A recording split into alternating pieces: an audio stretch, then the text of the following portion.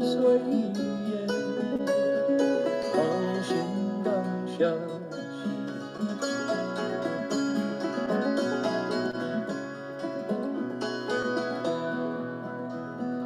孩子不留地，将生命历历，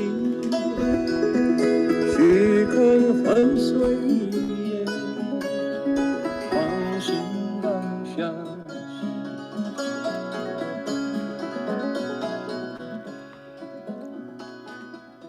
Hey there, everybody. Good afternoon. I hope you're all well. This is Reverend Heng Sure. Today is Saturday, March 16th, here in the Gold Coast of Queensland. It is Friday evening, March 15th, the Ides of March, back in California. Hope you're all well, staying ahead of the flu bug and COVID and all that. We're about to begin our lecture series today. We'll continue our lecture series on the picture biography of Master Empty Cloud, Xuyun Lecture. Now, I know some of you have tuned in an hour ago and discovered that we weren't there, and I hope you came back. We have changed our time because of the daylight savings in California. So, for those of you here in the Gold Coast of Queensland or in China, Taiwan, Malaysia, the time has not changed. For those of you tuning in from the U.S. who were used to 6:30, now it's changed to 7:30 in the evening. All right, let's begin. We want to do our Dharma request, and let's bring it up here. Today, our Dharma request is going to be by Dai Jingchao, who lives in Zhejiang, Haining. So let me bring up the screen. Here we go. And I will ring the bell 3 times. We can make 3 half bows, and then we will ask Dai Jingchao to please request Dharma. Here we go. First bow. Second bow.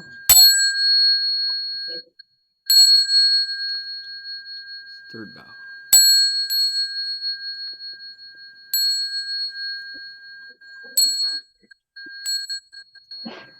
The 戴金朝想请法please 现在可以请哈 please begin. 恭请大德僧听，为此法会及一切众生，请转妙法轮，教导我们如何了生脱死，离苦得乐，速证无生。Well, the Sangha was graver true, out of compassion, for the sake of this suffering and all living beings. Please turn the wonderful Dharma well to teach us how to leave suffering and attain bliss and amber and death, and quickly realize noble. Namo tassa bhagavato arahato samma sambuddhassa. Namo tassa bhagavato arahato samma sambuddhassa. Homage to the blessed, noble, and perfectly enlightened one. Homage to the blessed, noble, and the perfect enlightened one. Namo sadanto suchedoye alahadi samyao samputoshe. Namo sadanto suchedoye alahadi samyao samputoshe. 无上甚深微妙法，百千万劫难遭遇。我今见闻得受持，愿皆如来真实义. Supreme and wondrous Dharma, subtle and profound, rarely is encountered even in billions of eons. But now we see and hear it and accept it reverently. May we truly understand the Buddha's actual meaning. 好，公居士，对不起我说错了，我念这个字念带了，是公，就像公一，这个我们上海的古琴第一名对不起，我念错了，这是感恩你请法，龚金超I read Miss Gong's name incorrectly. I read it as Dai. Her name is Gong Jingchao. We appreciate the Dharma request. Thank you so much. We're going to continue with our acknowledgement of country. We'll do it from Berkeley, where these lectures originated. Let's see here. And that would be, we move on through here. That would be the Churchichno Ohlone people who practice spiritual connections to the earth and all creation here on their ancestral land for tens of thousands of years. Today we acknowledge them as traditional custodians and original storytellers of these lands. We offer our respect to their elders past, present, and emerging, and to all First Nations people whose sovereignty was never ceded. 就说我们恭敬地承认 Traditional Ohlone 人是我们寺院所在地的传统叙事和守护人。我们向过去、现在和未来的长者们致敬，并且向所有从来没有放弃主权的第一民族的原住民致敬。And we want to also conclude with the bell song.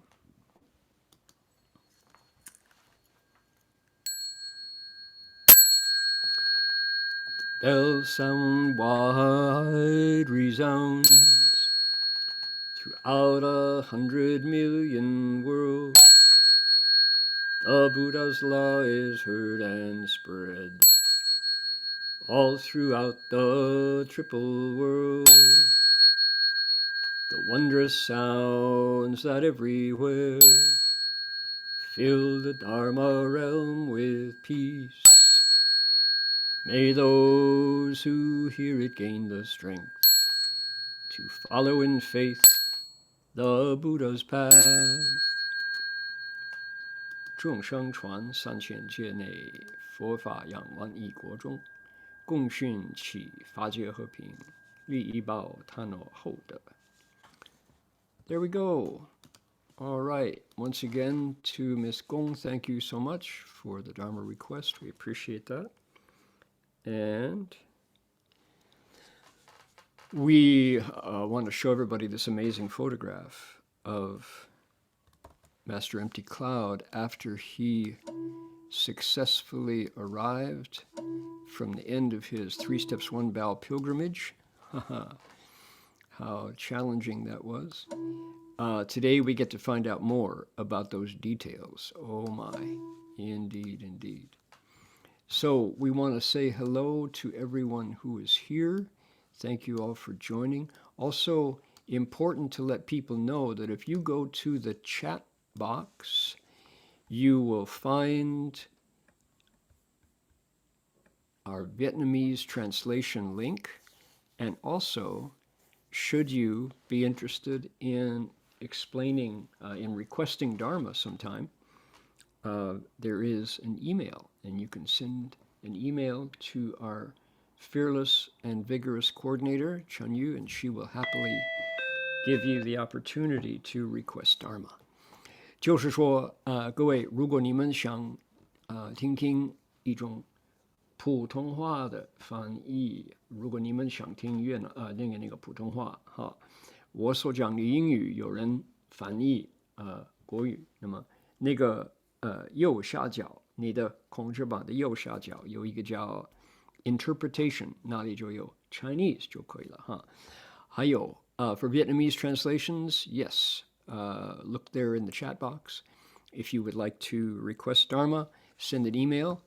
And just like Miss Gong today, Very wonderful Dharma request. All right, you can practice your Chinese or your English, whichever side you're still learning. Okay.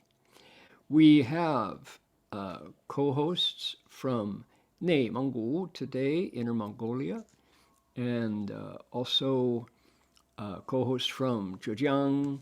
We have friends here from Malaysia, from Mudjuraba. I know who that is.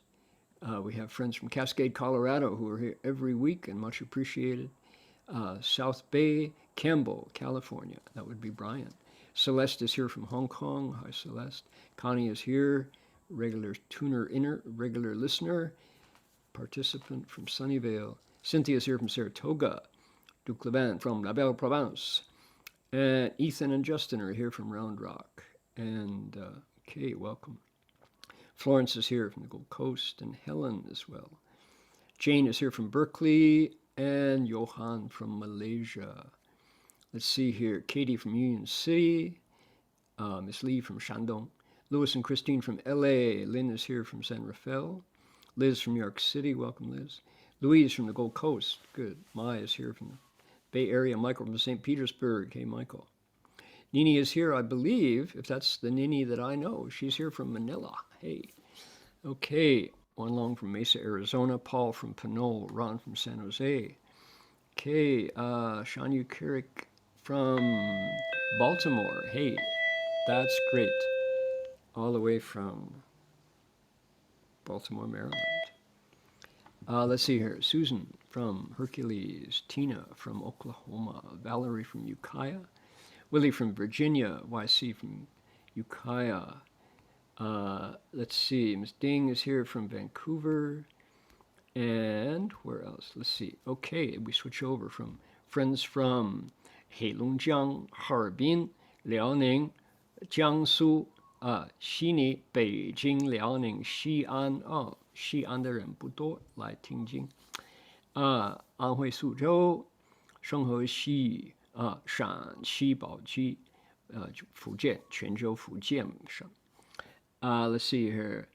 From Hunan, from Jilin, from Beijing, Jiangsu, Baotou, Beijing, Nanhai, Shanghai, Guangdong, Shandong, Shanghai, and didn't tell us. Okay. Hey, good. Glad you're all here. Thank you so much. Appreciate the translation as well. It's now, let's see here, March 16th. March is springtime, or for us, we're heading towards autumn. The weather has turned just a little bit. Neither one of those seasons capture the flavor of today's episode. Oh my goodness. Take a look. Now, last week, I'm going to repeat just a little bit so we get the full flavor of what's happening to our pilgrim. Oh my, it is the dead of winter. It's beginning of January, and snow has fallen.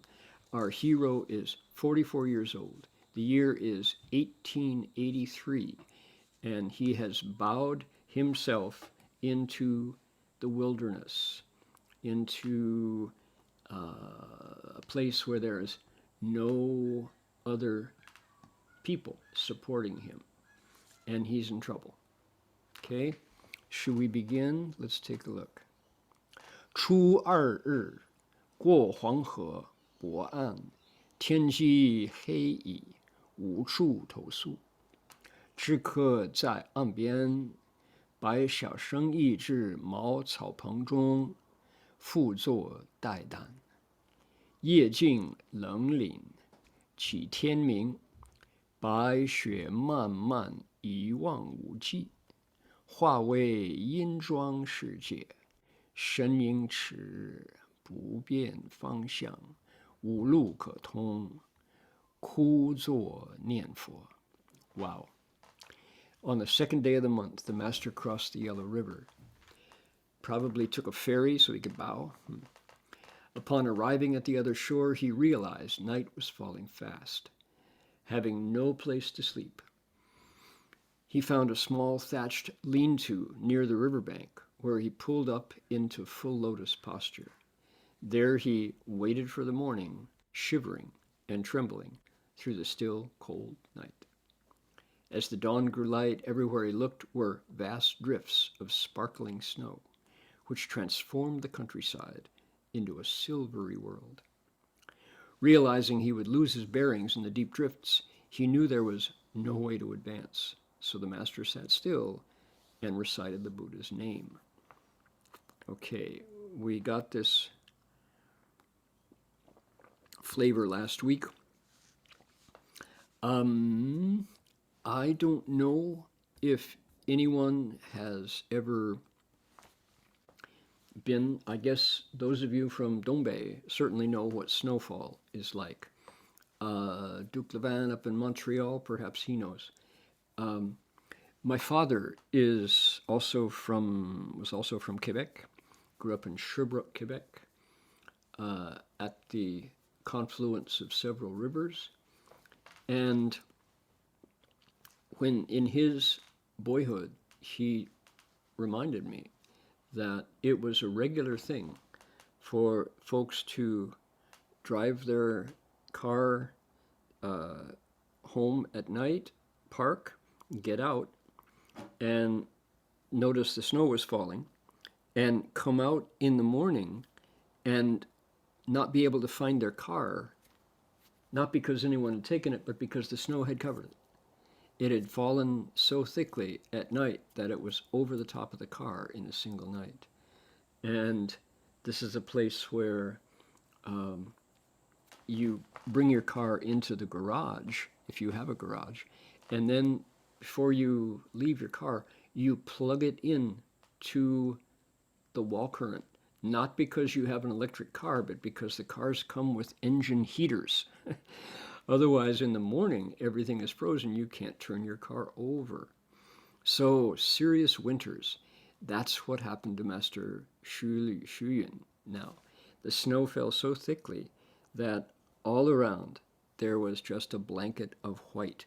And if you don't have to go anywhere, it's magical. It's quite marvelous to look out and see what nature has done. That just there's a carpet, there's a rug, there's a blanket of snow on every side. As far as you can see, it's just pristine and crystalline. And what it does to sound, having the sound of a snowfall that blankets everything, is just wonderful. It's the sound carries, but they're muted and very special.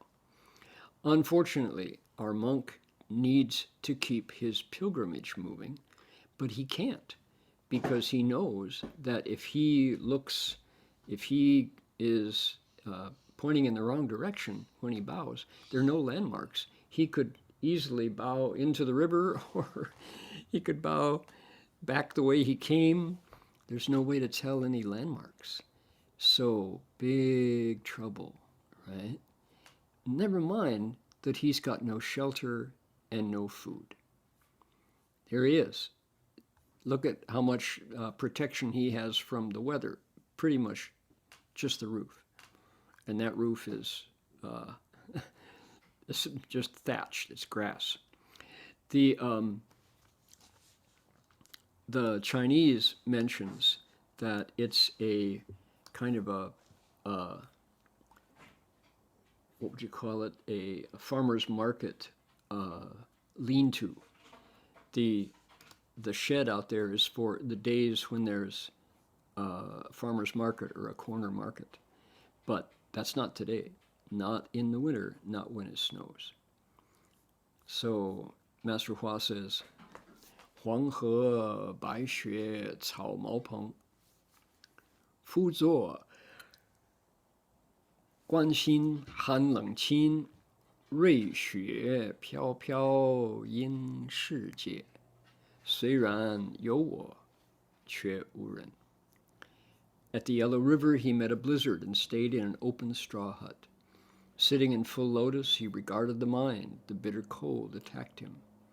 Silvery snow was whirling and swirling, enveloping the world. Although he was a person, he had no self at all. Okay, that's not a bad translation. This tricky, Master Hua's verse is playing on the idea of the four marks, right? Ren, wo, ren, shou zhe, zhong sheng, shou zhe. Those are the four marks. This self and others, beings with skandhas, and living beings. The characteristic of those four things that the eyes can see and that the mind can cognize, to empty those out is true samadhi. So Shifu was saying, Bill is just reporting that 33 inches of the white stuff is here in Cascade now, up in Colorado. Car is hard to find. Indeed, indeed. There you are in the Colorado Rockies. That is the reality there. So Shifu is punning here. He's saying, although not really a pun, he's referencing the four marks, saying that the self is there, but in fact there's no person. If you flip it around, so his physical body was still there, but the absolute emptiness of any trace of preferences, I want, I need, I like, I dislike, all of that is gone in the flurries of the silvery, snowy world. Blizzard conditions. Oh my goodness. Now, it says he sat in full lotus, but that is until the cold just overcomes him. This image is, we're going to find out why the image is not in full lotus. It's what happens next. Ready? The next day, 忍冻饿感 Wen Ji, enduring cold and hunger, and the appearance of Wen Ji. Here we are. 草棚无遮障，内外东然，全肤已雨，雪花满天飞，饥寒交加。俨然依稀，正念现前，至3日见昏迷，初6日5号学止，唯见日影，然已病莫能兴矣。初7日来医盖者，质问，公不能言，煮黄米粥令食。Since it was open to the elements, the straw hut offered no protection. The master huddled into a corner while the flying snowflakes filled the sky. That's the picture. His life lingered between waves of cold and hunger. Still, he managed to sustain proper mindfulness. But as the third day approached, he gradually lost consciousness. The snow stopped on the afternoon of the 6th day. He was so seriously ill he couldn't move towards the faint rays of sun that broke through. On the 7th day, a beggar came along and asked the master a question, but received no reply. The beggar then cooked some yellow rice gruel, which he fed to the master. Miracle. This is called a lingan. You know it's a true story. Master Empty Cloud is doing nothing but reporting the facts. And here's this mysterious beggar whose name is Wen. And what does he do? He shows up in the nick of time with just enough fire starting equipment to kindle some dry grass. Where is he going to find dry straw? Good question.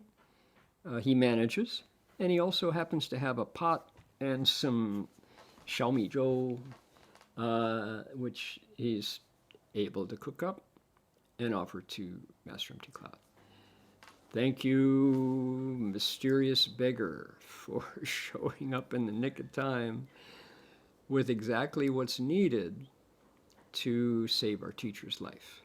Oh my, our teacher's teacher. Look at that. So, what's going on?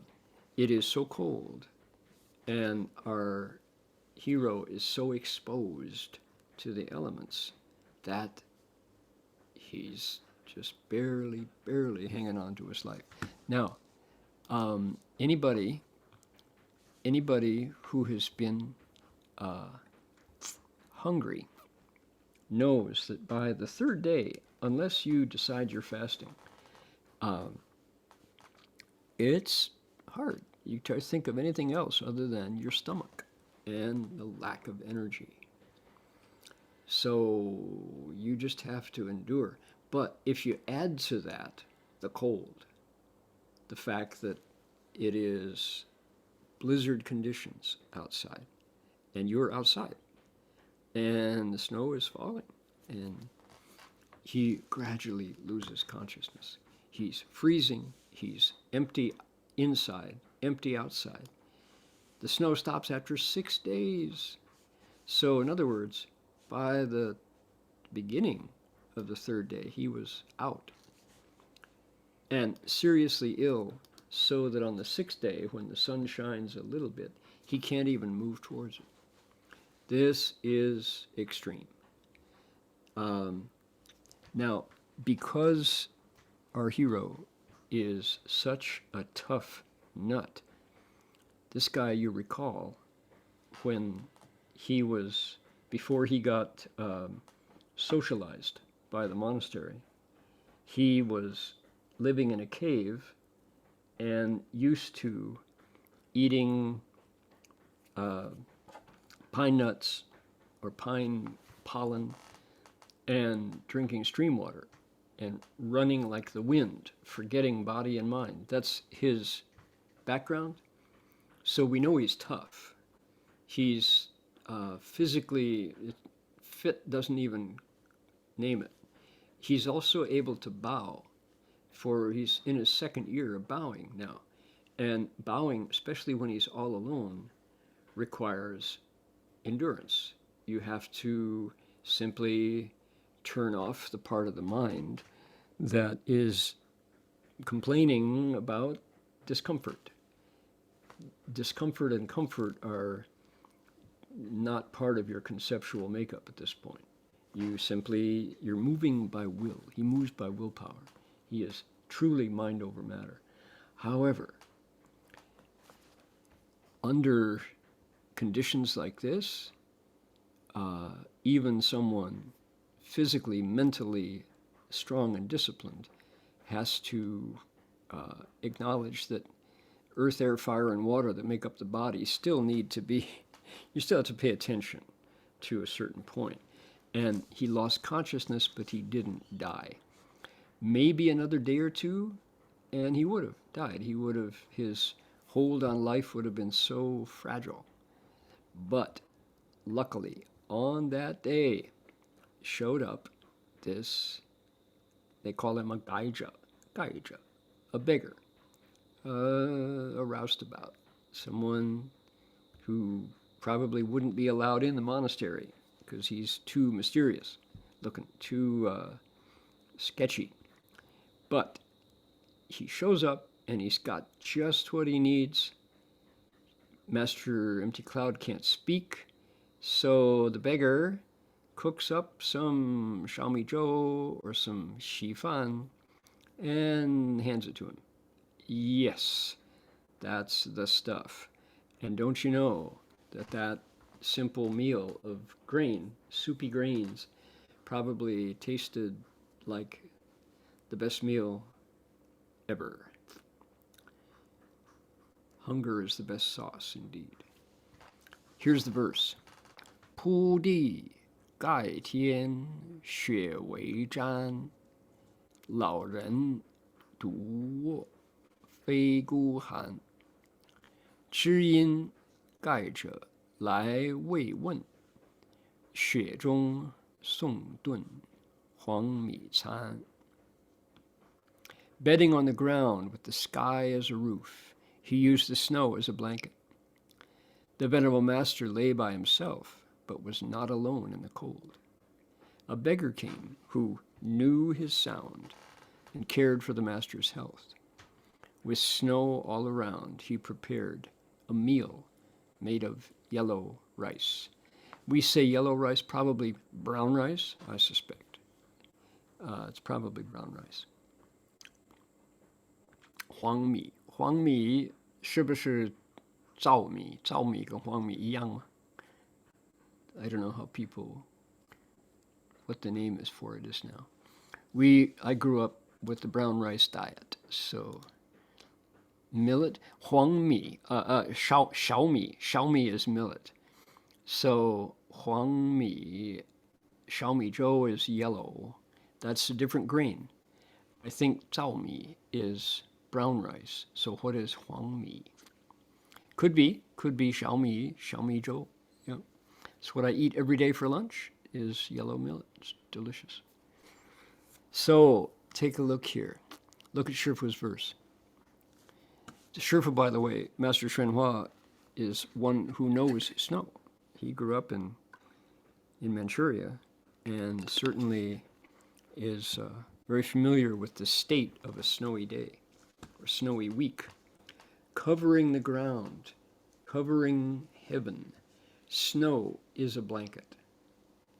Spread on the ground, covering heaven, snow is a blanket.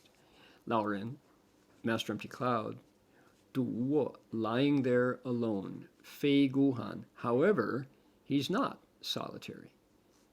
There's someone watching over. Zhiyin, the one who knows his sound. That's Chinglish. We say bosom pal or soulmate. Zhiyin, if you know someone's sound, you are that person's companion from inside. Gaija, the Zhiyin Gaija, the soulmate beggar, Lai Wei Wen, showed up to ask after him politely. Xue Zhong Song Dun. This is a riff on the idiom. Xue Zhong Song Tan in the classical idiom is sending coals out into the snow. Refers to coals to Newcastle. It's either, I could get it, maybe I got it wrong here. This is either in the nick of time. I believe that's in the nick of time is what it means. So it's not, coals to Newcastle means useless. Why? That's, Newcastle is where coals come from. So if you send a gift of coals to Newcastle, it's kind of like gilding the lily. It's needless. So, 雪中送盾. I don't know quite 水中送炭. So, sending food into the snow is a meal of yellow rice. Just right. Just exactly what was needed at the time. So, let's see here. 雪中送盾物. Could be 雪中送盾物. Sending, yeah, it might be that too. So, 顿悟 is sudden enlightenment, but usually it's 4 characters, not 5. So I think, yeah, 雪中送炭. Anyway, Master Hua is a consummate wordsmith. Shifu loved language and was always able to, with simple words, evoke layers of meaning. All right, now we're going to do one more.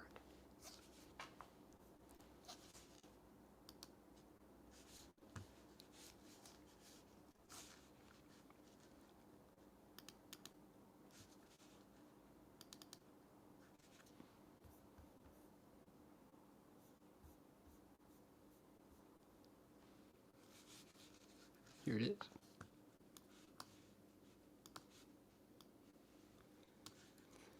来自五台回长安去.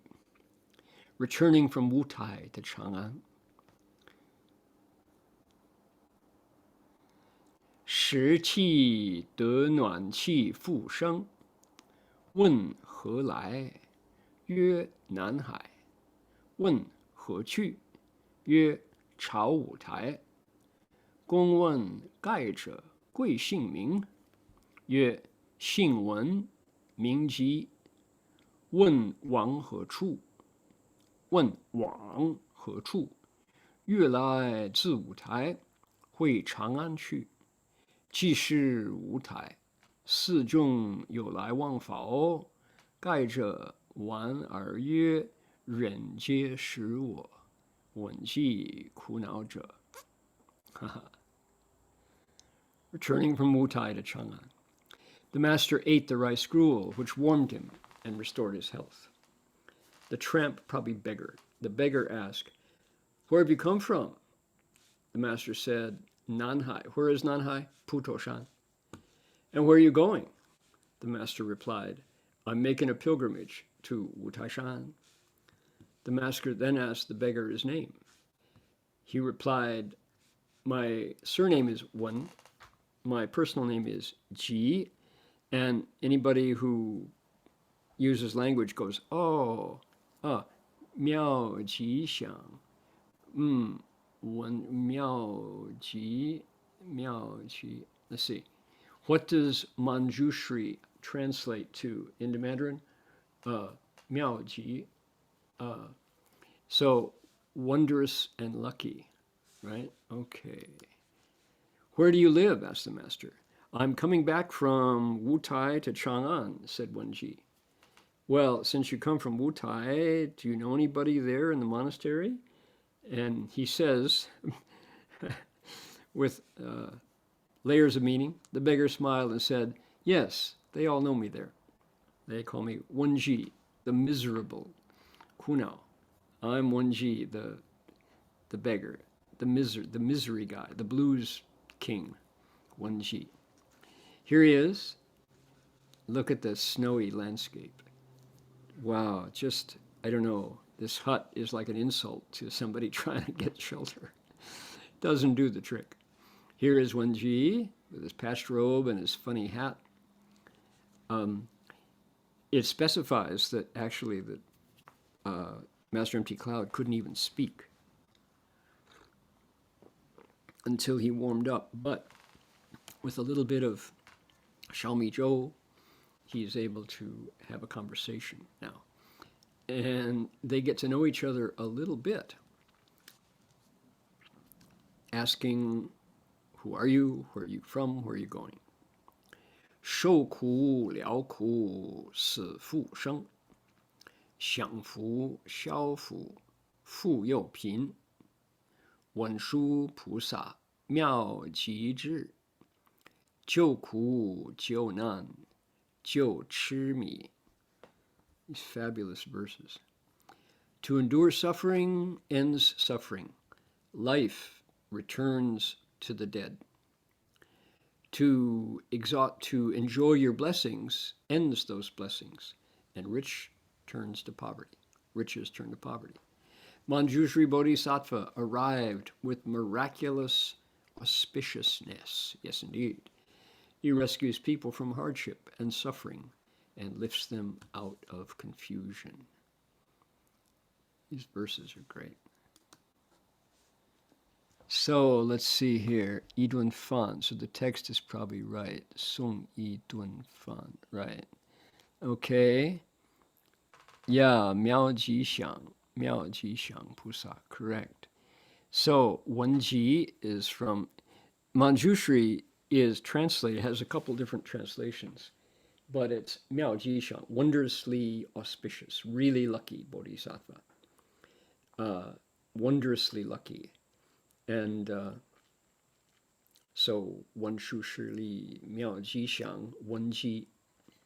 Okay. We are going to meet him again. It's this is his arrival right on the spot to save the life of the pilgrim indicates that Manjushri was keeping track. Master Empty Cloud was an unusual person from the very beginning when he was born in a caul, born in a way that, of course, it cost the life of his mother. But his vows and his cultivation, his physical strength and his blessings put him on the radar of the bodhisattvas. And the story at the end of his life was that he himself was an 8th stage bodhisattva. So here is Manjushri showing up at the last minute to keep him going, just in the nick of time, with a meal. And we're going to meet Manjushri again. I wanted to share the Nianpu account, not that one. There we go.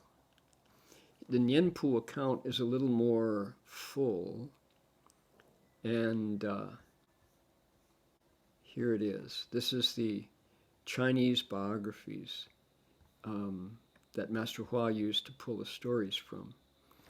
And so let's pick it up right here. Next, he looked out in the morning and he saw this lapis lazuli world. The snow was several feet thick, no road, nowhere to bow. Guo Wang Wu Ren. There's nobody coming by. Everybody's indoors. Geng Bu Zhi He Qu Xiang. Really knew no directions. Their compass wouldn't, he didn't have a compass and it wouldn't tell him where to go. It's all white everywhere. Shenzi Ku Zuo Nianfu. So what did he do? Sat there by himself and recited the Buddha's name. Bao Shou Qi Han. What did he do? He ate his fill of emptiness and cold. So he filled up on the cold and the hunger. Yin Cao Peng Geng Wu. There was no this thatched roof had no walls. Quan Fu Yi Jiao. So what did he do? He just curled up in a corner. He just took the two empty walls. He took the two full, he took the 90-degree angle and slept there. And the snow fell even deeper, and the cold got even colder, and his hunger in his stomach got even sharper. Jinsun, he was down to his last breath. However, he didn't forget his proper mindfulness. That's key. 1 day, like this. 2 days, like this. 3 days, like this. How can you hang on? What do you use to hang on? 如是雪, snowing that way. 如是寒, as cold as that. 如是饥, just as hungry, like that. 渐入迷态. Pretty soon he entered a confused state. He kind of went into a coma. 处六无后. 6 days, the noon of the 6th day, the snow stopped. 微见日影, saw a little trace of the sun's shadow. 然一病莫能行, but he was so sick he couldn't even move towards the sun.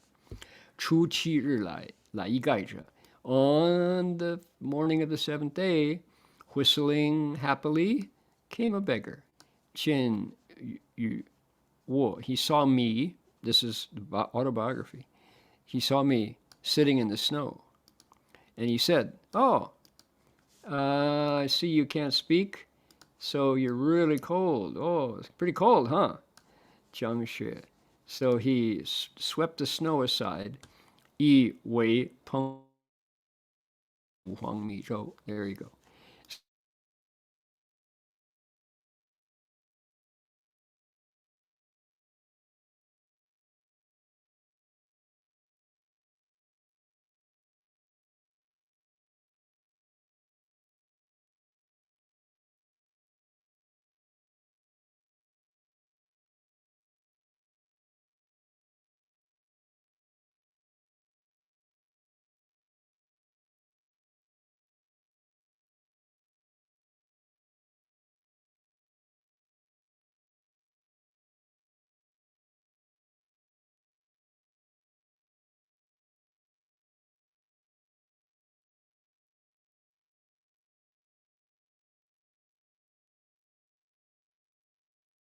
is this.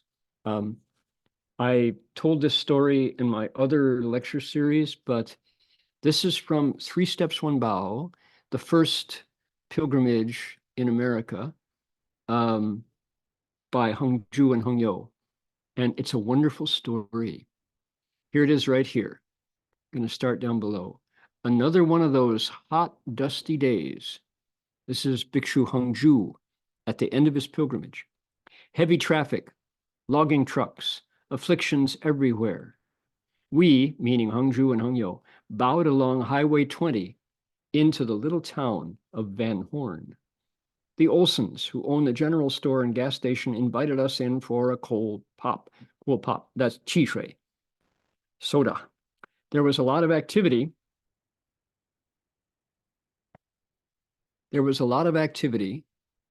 Around the place. They'd been hearing about us for months. Kids and dogs were milling around everywhere.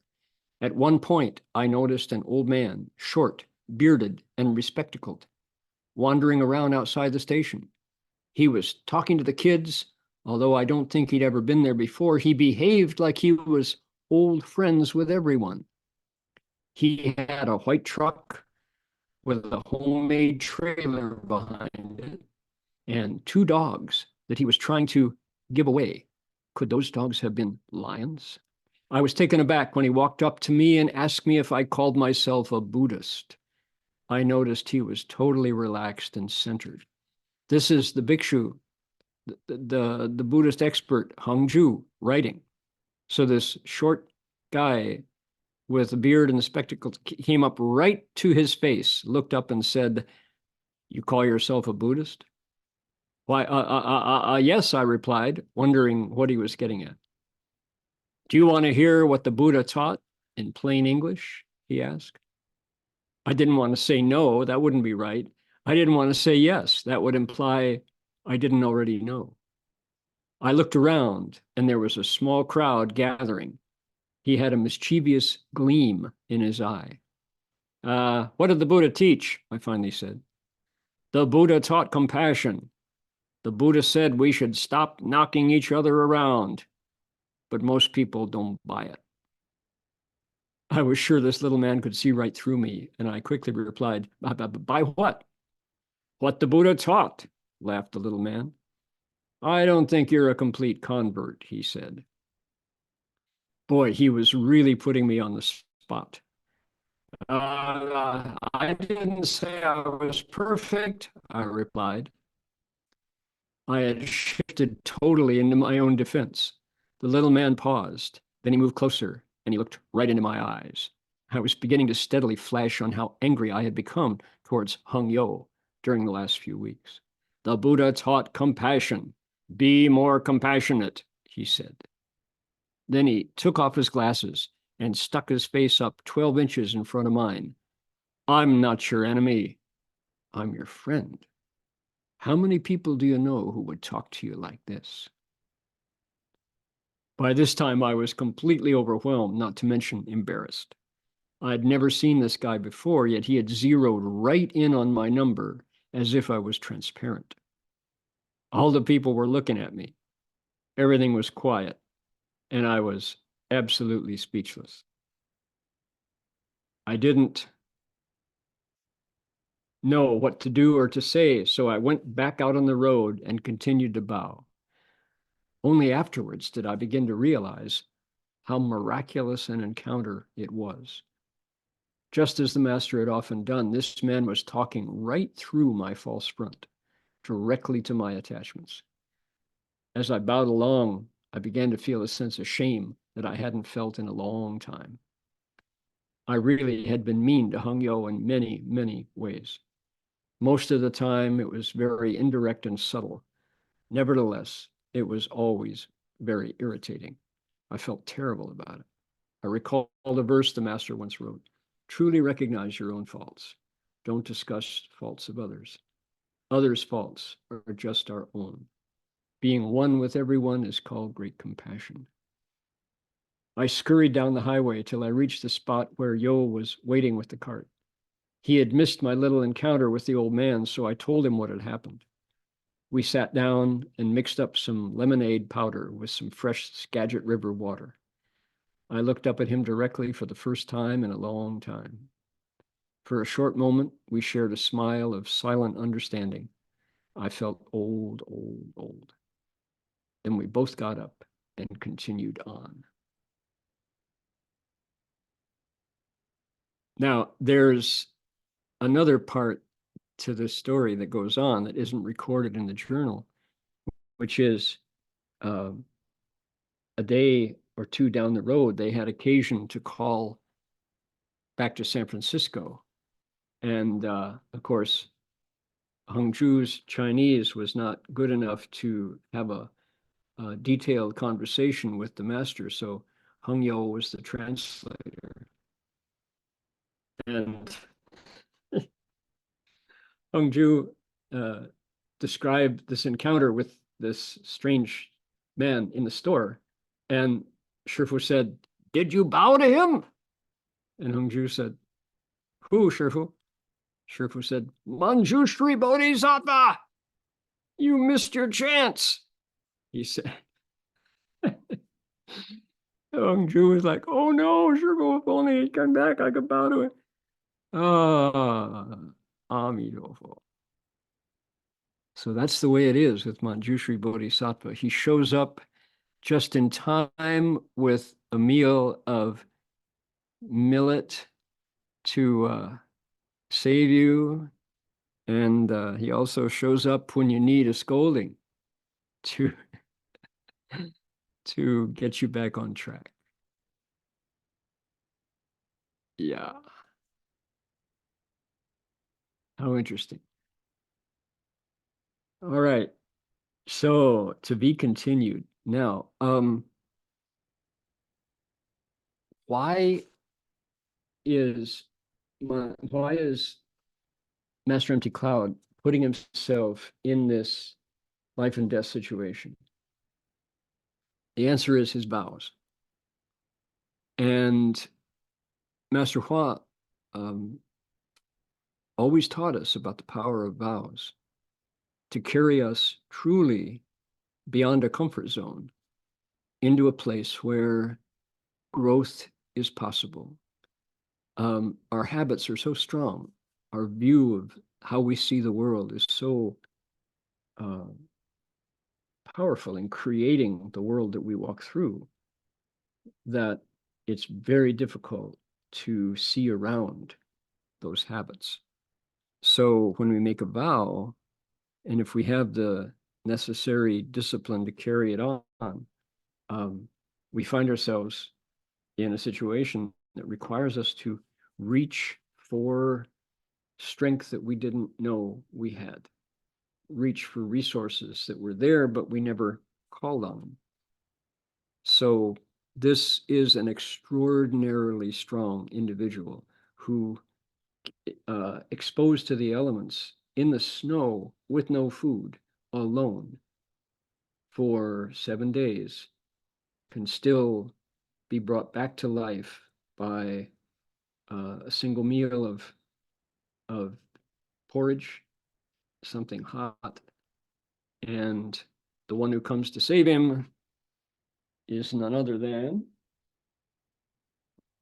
Bodhisattva Manjushri himself, who's got further adventures with Master Empty Cloud coming up ahead. All right. Today we're going to dedicate merit with the Medicine Buddha mantra to help create some good energy to send the COVID virus away.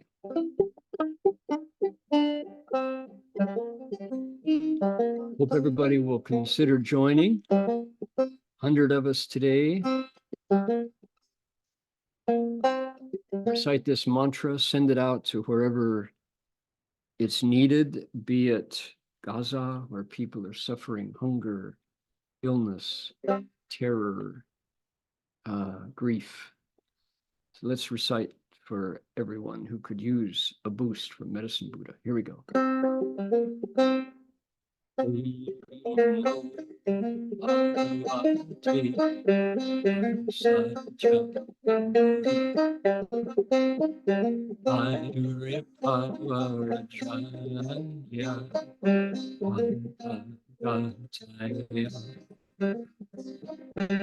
Arahate Samyak Sambuddhaya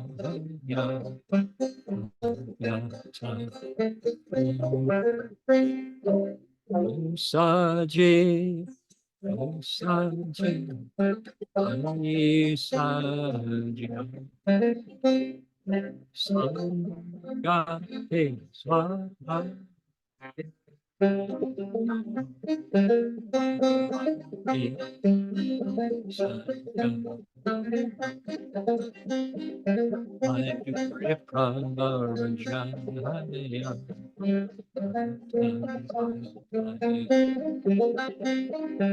Arahate Samyak Sambuddhaya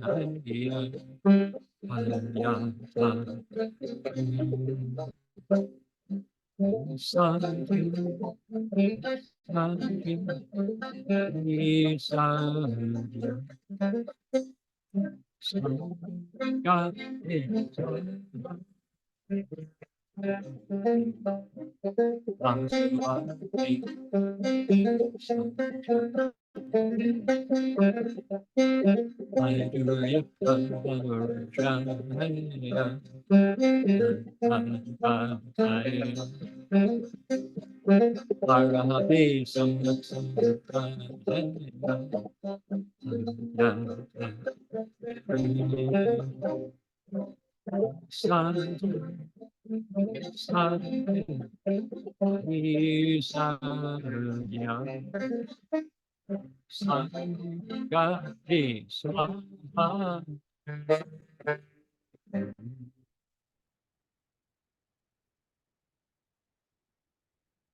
And here we go. Here's our Buddha image. Actually, it's Guanyin Bodhisattva. Can we bow together?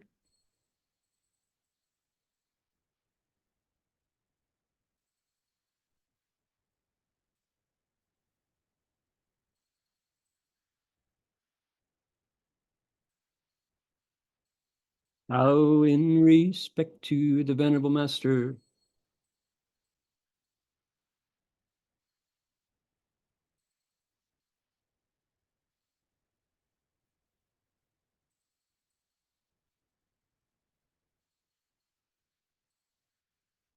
All right, everyone, that'll do it for now. We'll be back next week with more adventures from Manjushri Bodhisattva showing up disguised as a beggar to save the life of our grand teacher.